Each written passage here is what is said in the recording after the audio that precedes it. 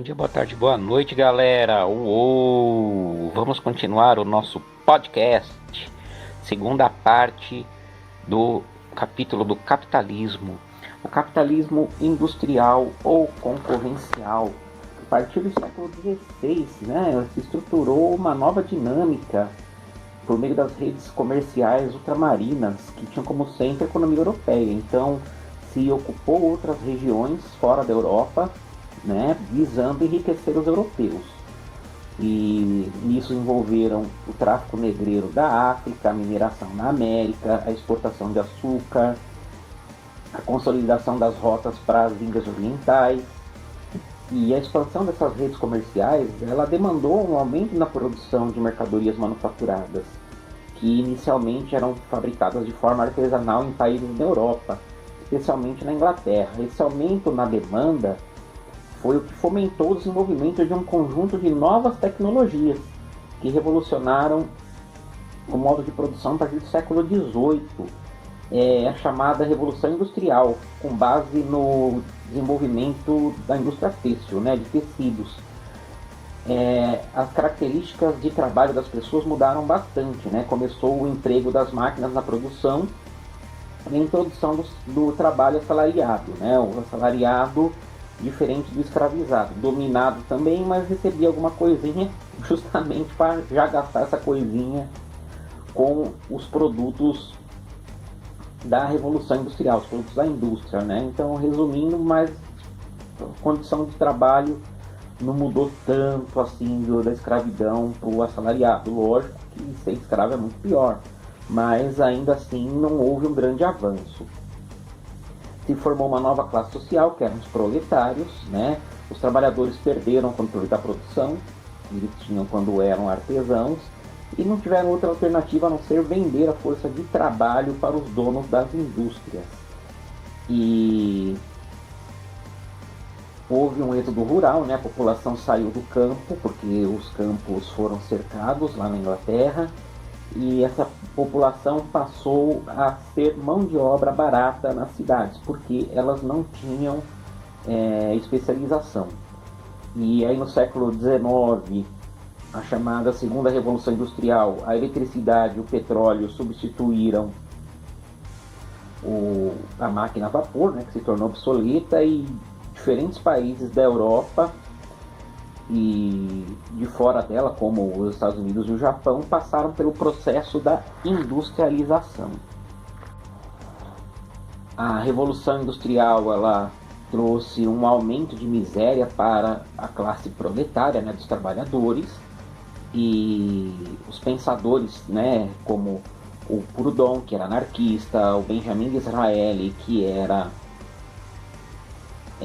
conservador, o Karl Marx, todos passaram a chamar o sistema como capitalismo. Então, se consolidou esse termo aí no final do século XIX, embora já com a Revolução Industrial, no comecinho dela, o capitalismo já estivesse a todo vapor, Muitos adeptos do liberalismo, que não eram socialistas, eles eram contra o capitalismo industrial, porque diziam que não era a essência do capital. Por quê? Porque feria os princípios da livre concorrência, Porque os que já concentravam riquezas, eles tinham vantagem, Eles tinham acumulado por outros meios, inclusive pela escravidão. Se os empreendedores não partiam de condições mais ou menos iguais, nem concorriam entre si de modo minimamente justo, então o que se formou foram os monopólios, que estabeleciam alianças entre si, esmagando a concorrência. Aí que vem o capitalismo monopolista, também chamado de financeiro, que os economistas definem como uma forma imperfeita de concorrência, cujos beneficiários são os proprietários e acionistas desses conglomerados. E essa modalidade, ela foi evoluindo e chegou ao oligopólio, no qual um pequeno grupo de empresas em um ou mais países controlam um ou mais segmentos do mercado. Cadê a livre concorrência, Ter o monopólio significa a exclusividade sobre a produção e comercialização de um produto ou um insumo, como possuir, por exemplo, uma patente tecnológica e dominar um segmento do mercado até que a concorrência seja aniquilada, a deterioração deterioração, ufa, que trava-língua. né, dos princípios do capitalismo, e não se limita só nas empresas particulares. O próprio Estado usa as empresas para ser controlador hegemônico da produção de um bem ou serviço, né, como né, a Petrobras com o refino de gasolina, uma empresa semi-estatal, mas já foi totalmente estatal, e a Petrobras tem exclusividade no refino de petróleo para produzir gasolina. São diversos postos de gasolina, mas é a Petrobras que refina e vende para esses postos. E aí cada posto adultera a sua gasolina de acordo com a bandidagem que existe no Brasil, infelizmente, né? E esse capitalismo monopolista, ele é um efeito colateral dos avanços tecnológicos, do investimento em larga escala num tipo de indústria, né? Os trabalhadores vão seguindo com condições cada vez mais precárias de trabalho, com salários baixos, e sempre aquele medo do desemprego ou de serem substituídos por uma máquina, né? E nesse capitalismo monopolista, uma corporação é absoluta ou divide o poder com um grupo reduzido de empresas, com a qual ela acaba formando esse sistema oligopolista, né? Sempre muito ruim para a classe trabalhadora, mas também para os consumidores.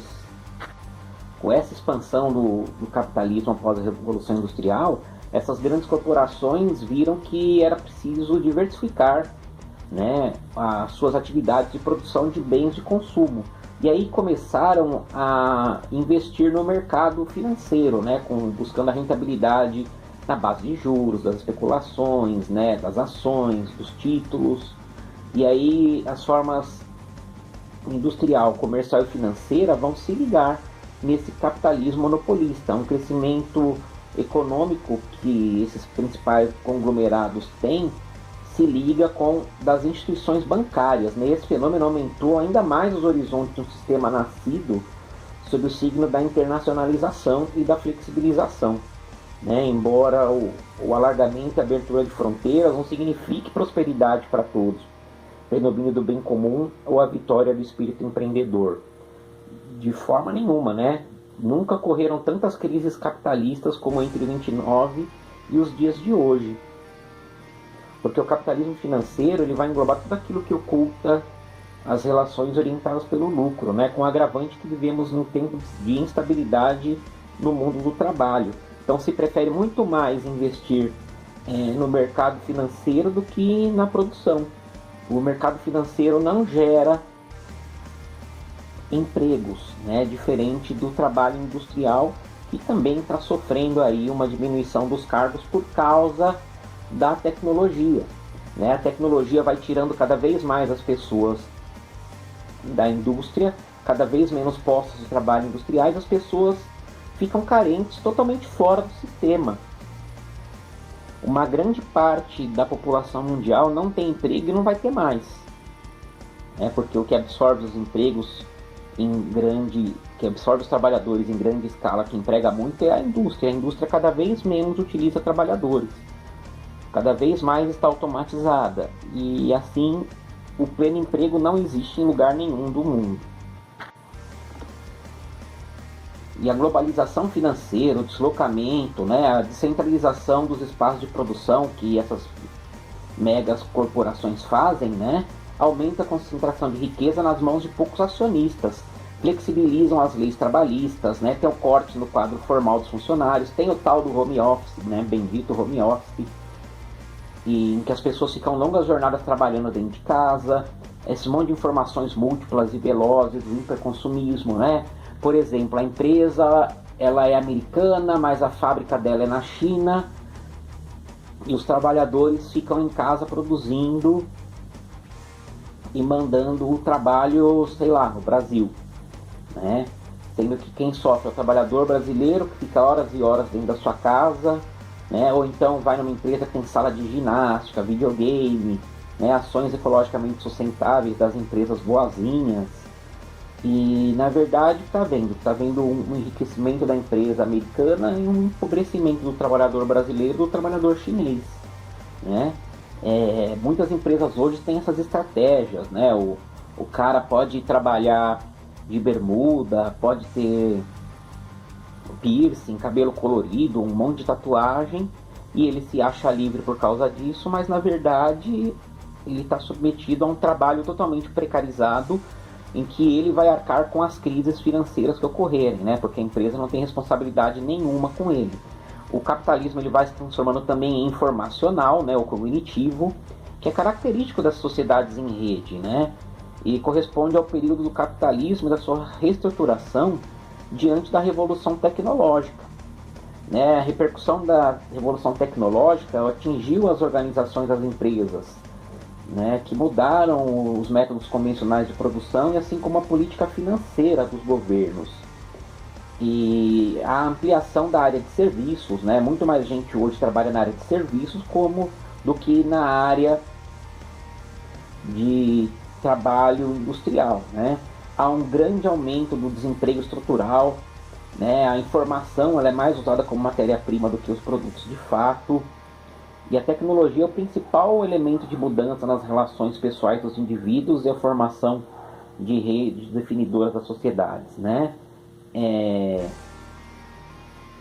Há uma intensificação dos processos do sistema capitalista financeiro, a flexibilização dos sistemas de produção, né? A difusão dos conglomerados multinacionais, a mínima participação do Estado na economia, né? Que é o plano dos neoliberais, né? E a reestruturação da divisão internacional do trabalho. Esse capitalismo flexível, né, e o informacional, eles são coexistentes. É o que a gente vive, é um capitalismo flexível que não pretende possibilitar ao trabalhador direitos, né, coisas que lhe dê garantia de o trabalhador não tem segurança e arca com todas as crises, né? O trabalhador que não tem dinheiro arca com a crise. O empresário que é milionário, bilionário, às vezes não pode, né, ser atingido de forma nenhuma com as oscilações do mercado. E, enfim, né, tudo é financiarizado. Muita gente bilionária prefere investir no mercado financeiro, né, na banca de apostas dos negócios do que investir em produção, contratar gente. Isso faz com que essas pessoas bilionárias elas fiquem cada vez mais ricas e as pessoas que não têm trabalho ficam cada vez mais prejudicadas. Bom, galera, terminamos. Os conceitos são complicados. Deem uma lida no livro também, tá? Se vocês lerem o capítulo e escutarem esse podcast, com certeza vocês entenderão esses temas. Podem entrar em contato comigo para tirar as dúvidas. Beleza, galera? Respondam as 3 perguntinhas do questionário. Uou!